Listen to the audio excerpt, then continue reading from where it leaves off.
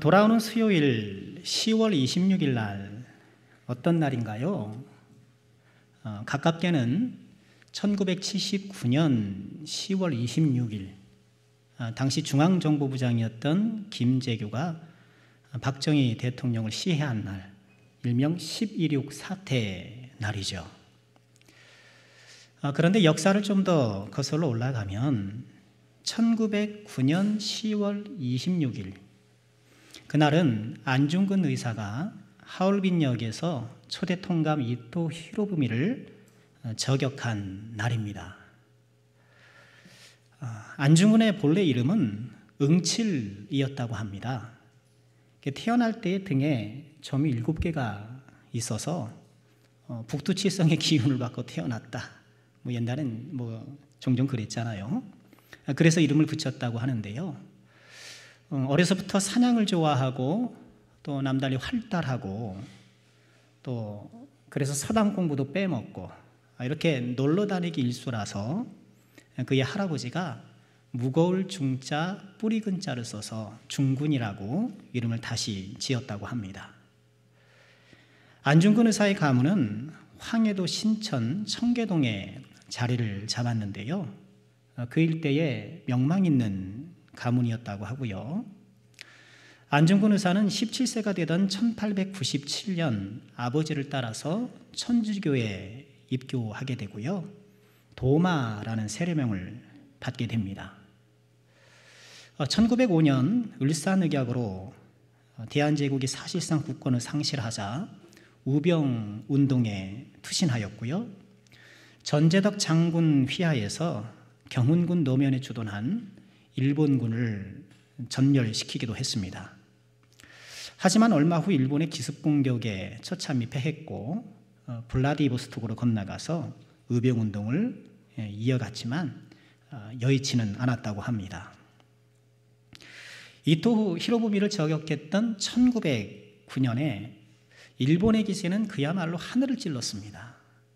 청일전쟁에서 이기고 러일전쟁에서 또 이기고 잇따라 전쟁에서 승리하니까 그 기세가 대단했겠지요. 그런 차에 이토 히로부미가 러시아 재무장관 코쿰초프와 회담하기 위해서 하얼빈에 온다는 소식이 전해졌고요. 일본의 최고 권력자가 이렇게 하얼빈에 오게 된다니까 당시 동북아의 큰 뉴스거리였어요. 하얼빈역에 움집했던 수많은 환영 인파 속에 몸을 숨긴 안중근 의사가 기차에 내린 이토를 노려 저격했죠. 어려서부터 사냥을 즐겼고 또 그의 직업란에 포수라고 기재할 만큼 총포술에 자신이 있었던 안중근이 갈고 닦은 실력으로 일제의 수계를 쓰러뜨린 것입니다.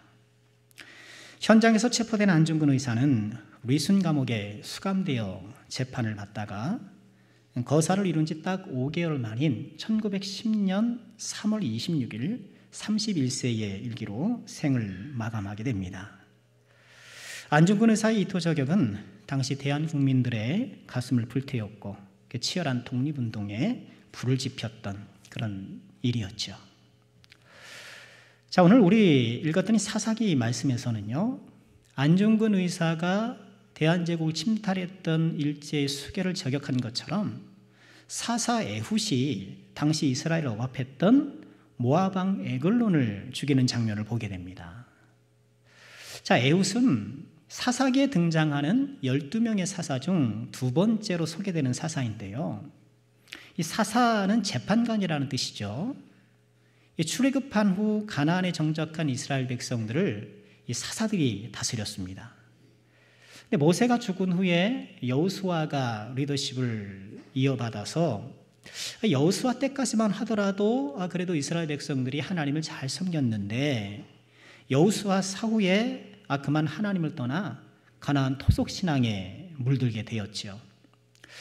그 결과 하나님의 회초리를 맞게 되고 이방 민족의 침략을 받게 되었습니다. 하나님은 그때마다 또 사사들을 일으키사 이스라엘을 구원했고 또 그 사사들이 통치하는 동안에는 이스라엘의 평화를 누릴 수가 있었습니다. 사사기를 보면 이스라엘이 반역하고 그래서 외세가 침략하고 그 침략 가운데 부르짖으니까 회복해줘서 또 평안이 이어지고, 그러나 또 재반역하고, 이런 반역과 침략과 회복과 평안과 반역의 이런 패턴이 계속 이어지는 것을 보게 됩니다. 자, 오늘 우리가 함께 묵상하고 주목할 인물은 에훗인데요. 에훗이 일어나기 전 이스라엘은 모압의 지배를 받고 있었습니다. 하나님의 목전에 악을 행한 결과였는데요. 오늘 12절 말씀 보니까 여호와의 목전에 악을 행했다라는 이 표현을 2번이나 반복하고 있어요. 우리 성도님은 다 알죠. 반복은 뭐예요? 강조다. 반복은 강조예요. 여호와의 목전에 악을 행했다는 것, 이것을 2번이나 반복해서 당시의 죄악상의 심각성을 보여주고 있는 거예요. 이에 하나님은 모압 왕 에글론을 강성하게 하셔서 이스라엘을 대적하게 하셨고, 이 에글론이 아주 수완이 좋았던 모양이에요. 암몬과 아말렉 자손들까지 규합해서 이스라엘을 압박했고, 결과 종려나무 성읍을 점령하기에 이릅니다. 13절에 등장하는 이 종려나무 성읍은 여리고를 일컫는 말이라고 해요. 여리고는 어떤 곳인가요? 이스라엘 백성들이 출애굽하고 가나안에 들어왔을 때에 첫 번째로 승리했던 곳, 여리고성이란 말이에요. 이 가나안의 첫 열매인 여리고가 이방의 수중에 들어갔다. 이것은 상징하는 것이 굉장히 큰 것이죠. 이스라엘은 모압 왕 에글론을 자그마치 18년이나 섬기게 되었고요. 고통 속에 이스라엘 자손이 부르짖자 하나님께서 에훗을 들어서 이스라엘을 구원하기 시작하신 것입니다. 에훗을 세워서 이스라엘 구원하신 하나님의 역사를 통해서 우리에게 주시는 교훈은 무엇일까요? 자, 함께 묵상하며 은혜를 나누고자 합니다. 먼저 오늘 말씀에서 우리는 왼손잡이도 사용하시는 하나님을 만나게 돼요. 왼손잡이도 사용하시는 하나님. 사사기에 등장하는 12명의 사사들은 제각기 또 독특한 개성들이 있어요. 우리가 잘 아는 삼손 어떻습니까? 힘이 장사지요. 또 힘은 장사인데 그만큼 또 이 세상 쾌락을 또 좋아했던 이 나실인임에도 불구하고 경건하지는 못했던 그런 인물이었고요. 또 기드온은 쫄보 중에 쫄보예요. 쫄보예요. 또 사사 드보라는 남성 중심의 고대 사회에서 여자 사사로서 명성을 떨쳤던 그런 사람이었죠. 그런데 에훗의 특징은 무엇이었을까요? 왼손잡이였다는 거예요. 오늘 15절에서 에훗을 소개하는데 그는 곧 베냐민 사람 게라의 아들 왼손잡이 에훗이다. 에훗이라는 이름에 왼손잡이라는 것을 꼭 같이 덧붙이는 거예요. 왼손잡이 에훗이다. 아니, 왼손잡이라는 것이 어쨌기 때문에 그런가요? 여러분, 오늘날 이 왼손잡이는 또 대접을 받을 때가 있어요. 특히 스포츠계에서 그렇더라고요. 그럼 야구계에서는 10승 왼손 투수는 지옥에 가서라도 데리고 와라. 그런 말이 있다는 거예요. 그리고 우리가 한일전 야구할 때 보면 대부분 우리가 이길 때는 왼손 투수예요. 봉종군, 구대성, 유현진, 왼손 투수들. 왼손 투수들이 뛰어나요. LA 다저스의 커쇼라는 투수, 좀 관심 있는 분들은 아실 겁니다.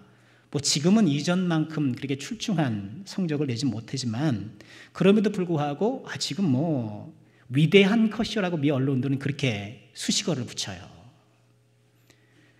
그리고 축구를 가장 잘하는, 현 지구상에서 축구를 가장 잘하는 사람 누굴까요?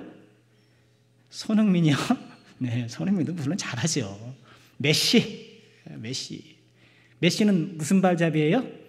왼발잡이에요. 스포츠계에서는 왼손 왼발잡이가 대접을 받고 또 성적도 뛰어나는 경우를 어렵지 않게 봅니다. 하지만 일상생활에서 보면 왼손잡이는 여전히 좀 불편한 게 있어요. 가위질도 그렇고. 여러분, 우리 어르신들 낫질 옛날에 많이 하셨을 때에 왼손잡이가 낫질하기는 무척 힘들어요. 낱날이 그렇게 생기질 않았잖아요. 제가 어렸을 때만 해도 왼손으로 뭘 들려면은 어른들이 할아버지나 왜 그 오른손으로 해라, 오른손으로 잡아라, 이렇게 말씀하시곤 했어요. 그러니까 왼손잡이가 불편할 뿐만 아니라 사회적으로 약간은 경시받는 그런 분위기도 없잖아 있었던 것이죠. 고대 사회도 마찬가지였습니다. 그러니까 왼손잡이는 어딘가 모르게 정상이 아닌, 어딘가 모르게 좀 어긋난 듯한 그런 대접을 받았던 것이죠. 그런데 오늘 본문에 이 왼손잡이라고 번역된 이 표현은 이메르야드 이모니라는 그런 표현인데요. 문자적으로는 오른손이 닫혀있는, 이게 이메르가 닫혀있다는 뜻이거든요. 셧다운, 닫힌 거거든요. 오른손이 움츠려든 그런 뜻이에요.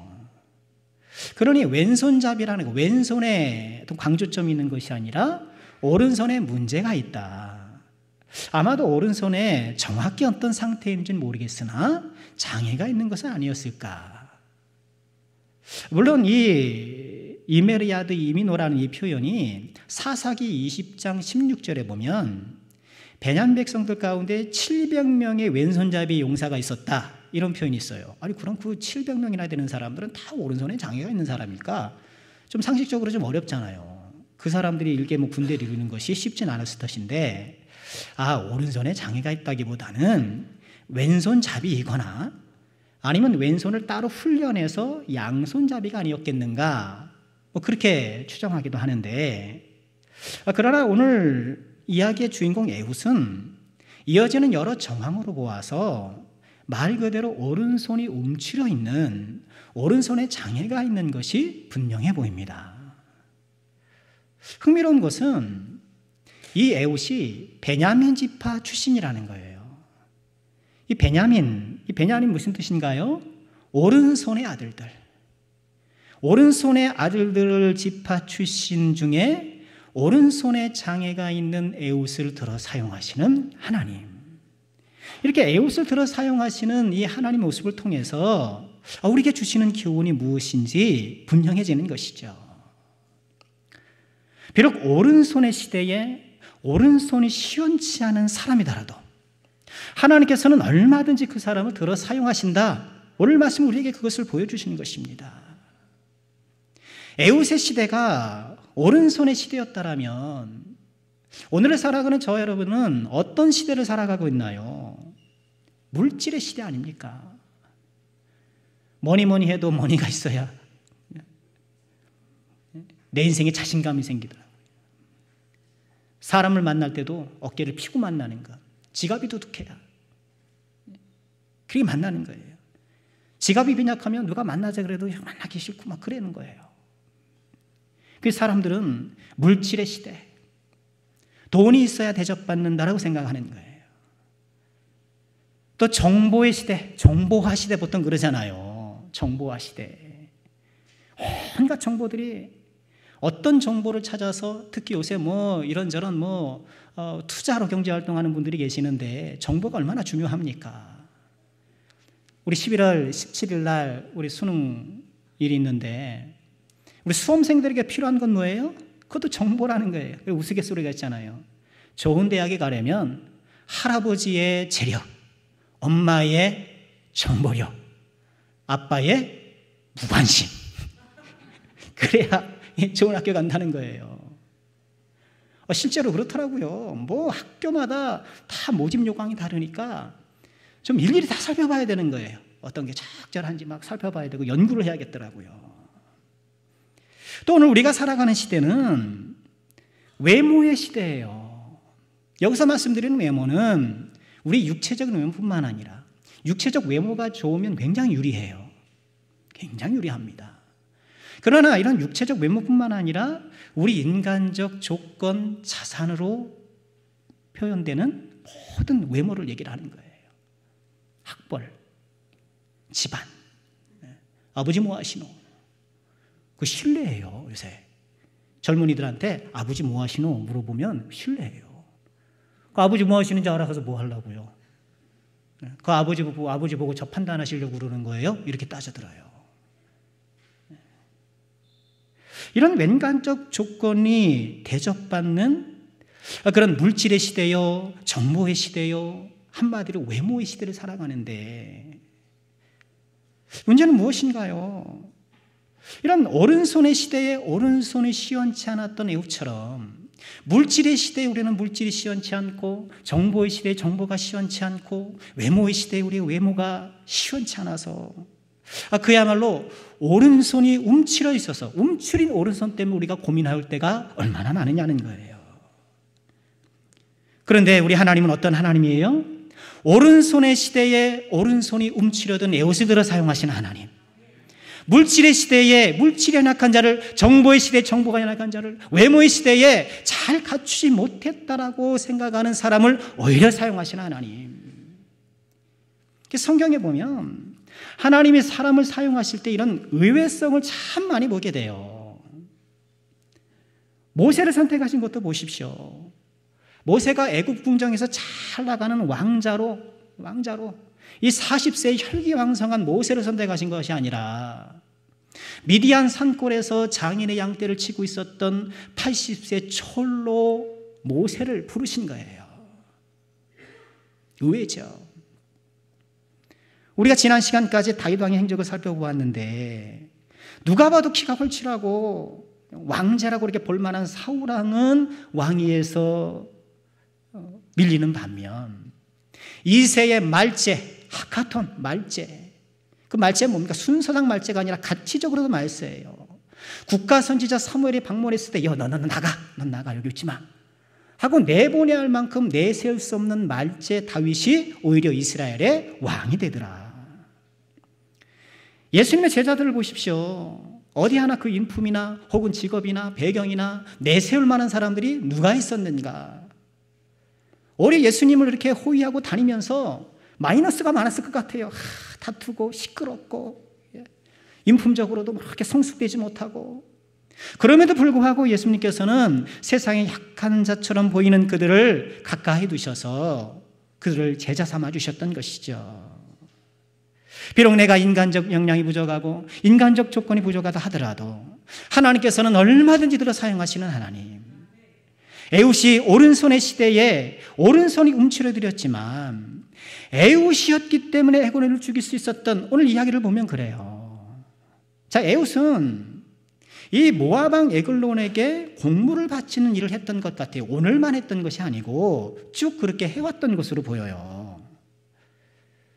그런데 왜 하필 공물을 바치는 그 공물 특사, 이른바 공물 특사 일행에 오른손이 움츠려든 사람을 끼워 넣었을까?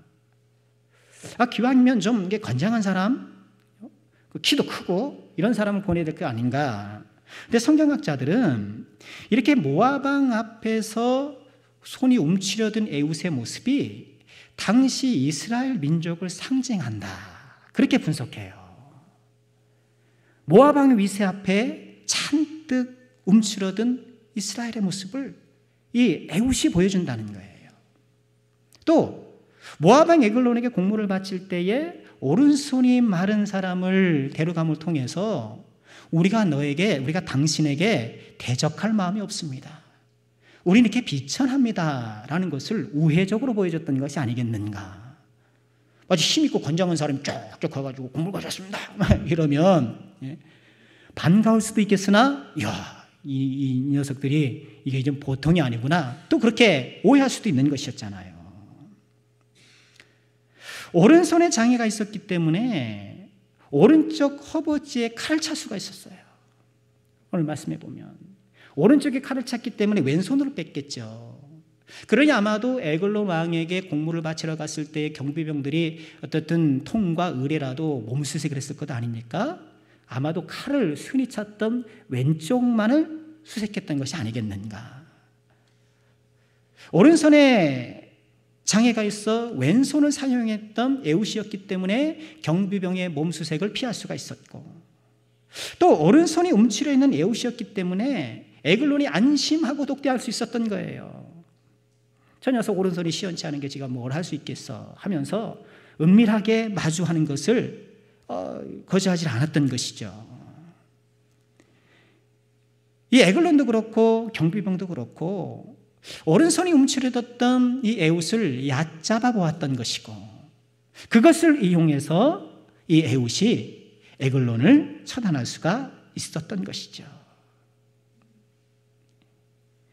내가 오른손잡이가 아니라는가?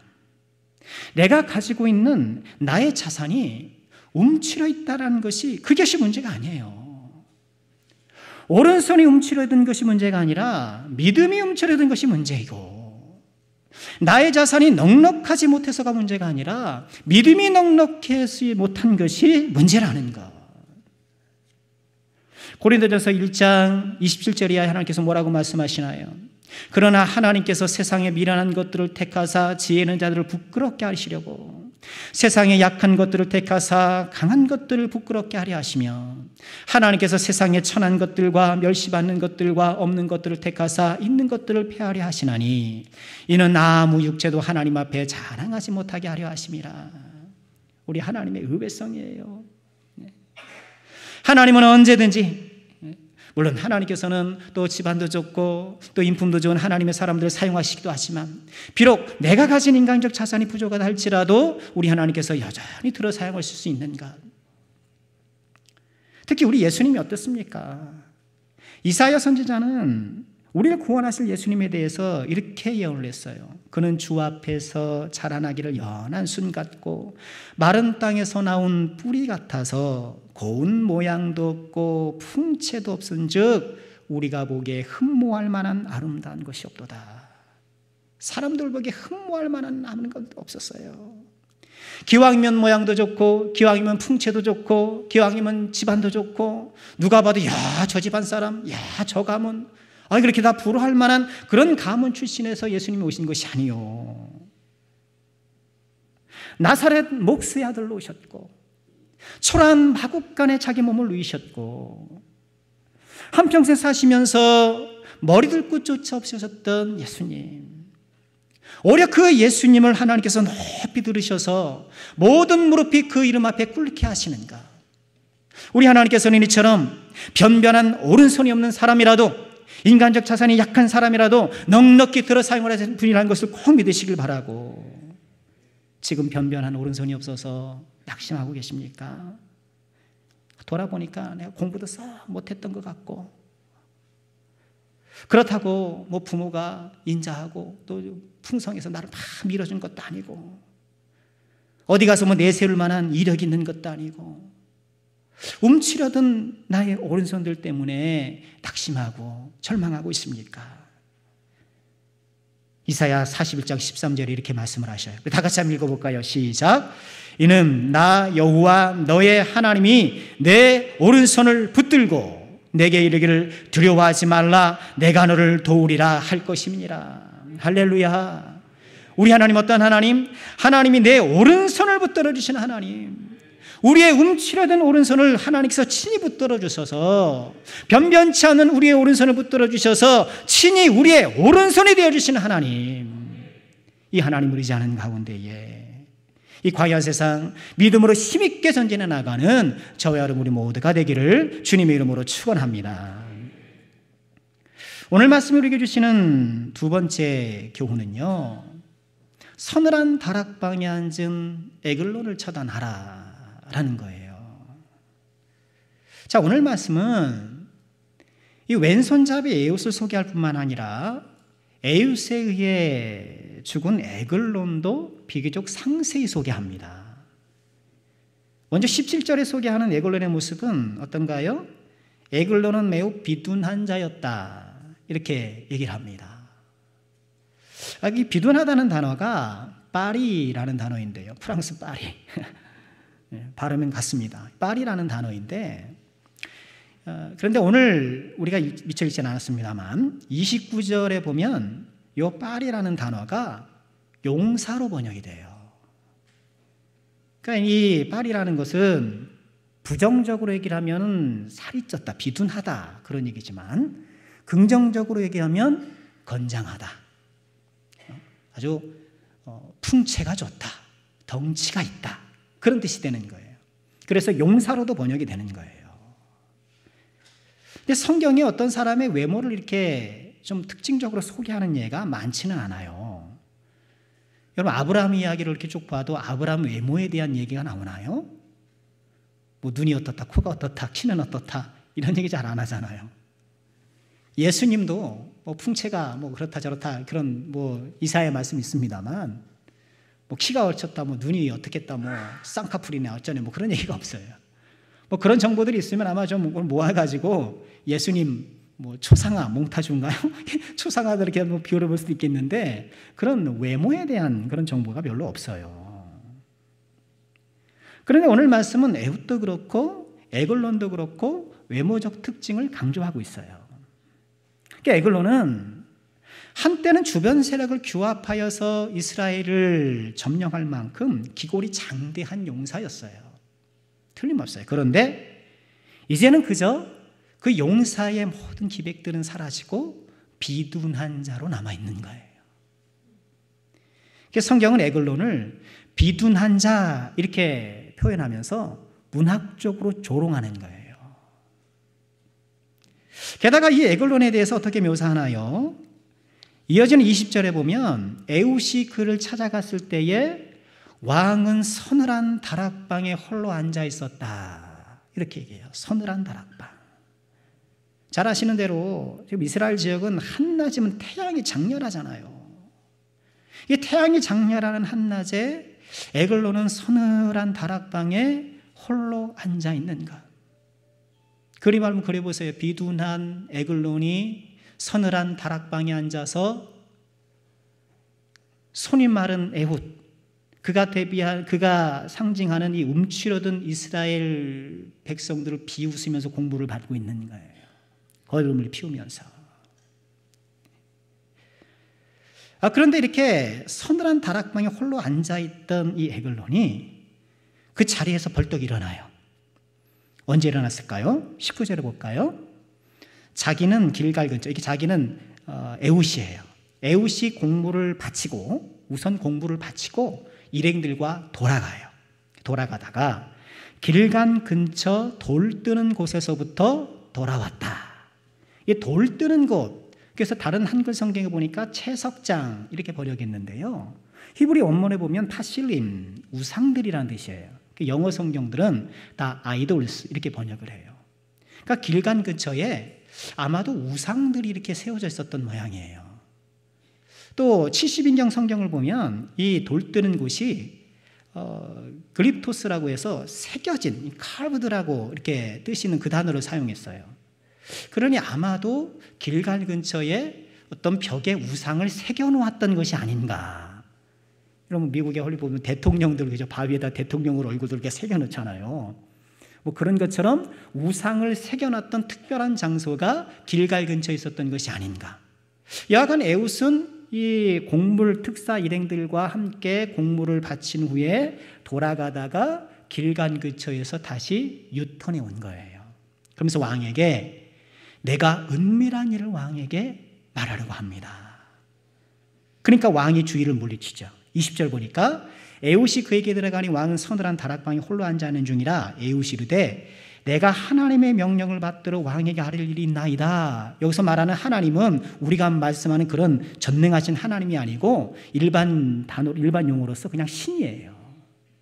지금 에훗이 하필이면 돌 뜨는 곳, 우상이 새겨진 그곳에서 돌아왔잖아요. 그러니까 이 에글론은 거기서 혹시 우상이 말하는 어떤 계시라도 받아온 것이 아닌가, 신적 계시라도 들고 온 것이 아닌가 하고 거기서 솔깃했던 거예요. 20절 맨 끝에 뭐라고 말하나요? 왕이 그의 좌석에서 일어나니. 자, 이렇게 에글론을 묘사한 것을 보면 어떻습니까? 한때는 용사였는지는 모르나 그 기백은 온데간데 없이 사라져버리고 서늘한 다락방 안에 안주하여서 은밀한 우상의 소리, 은밀한 세상의 소리에나 솔깃하는 그런 사람이 되어 있는 거예요. 이런 에글론의 모습은 영적 용사의 기력을 잃어버리고 기백을 잃어버리고 들은 것은 많고 아는 것은 많으면서도 움직이지 않는 그런 영적 비만에 걸려서 그저 세상 관심사에나 솔깃해하는 우리의 모습을 보여주는 것은 아닌가. 혹여나 우리 안에 이런 에글론적 자아가 있는 것은 아닌가.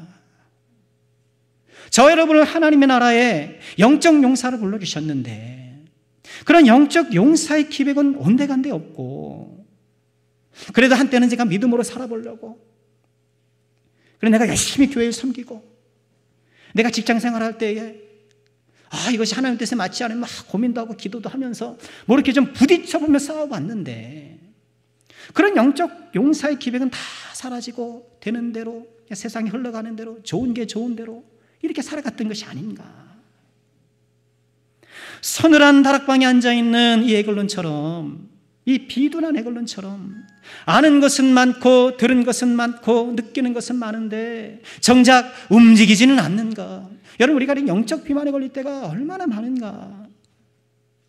신앙생활을 많이 해서 들은 건 많아요, 아는 건 많아요, 느끼는 것도 많아요.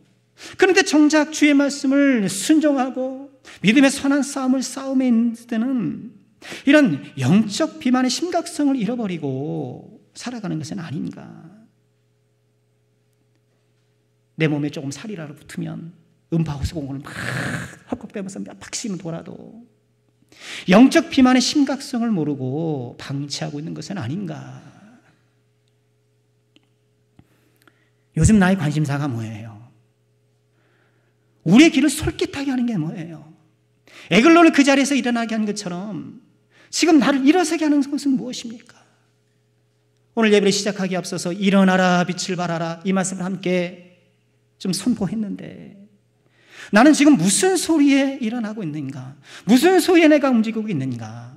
에글론처럼 세상의 소리, 이 세상의 소리는 아주 민첩하게 움직이면서도 하나님의 음성에서는, 하나님의 말씀에는 더디 움직이거나 움직임을 포기하거나,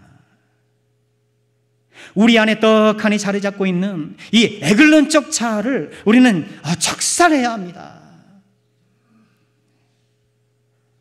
잃어버린 첫사랑을 회복하고 영적 기백을 회복하고 믿음의 선한 싸움을 싸우는 그런 사람이 되기를 다시 한번 소망이 되지 않겠습니까?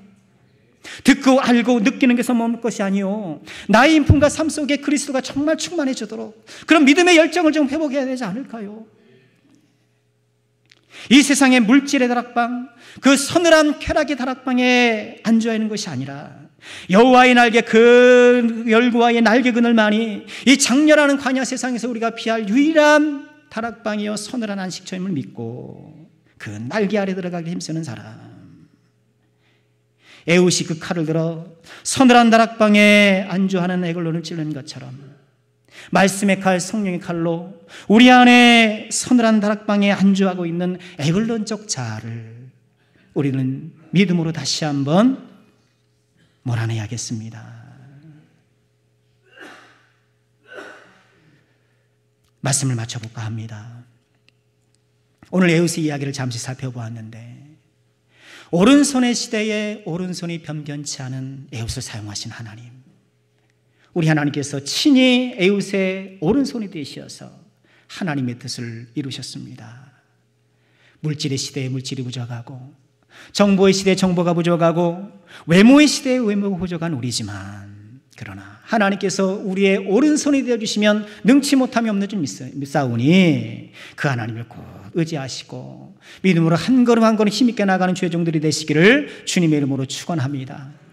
믿음의 용사의 기백을 잃어버리고 비둔한 자가 되어서 서늘한 다락방에 앉아 있는 에글론적 자아를 내버려두지 마시길 바랍니다.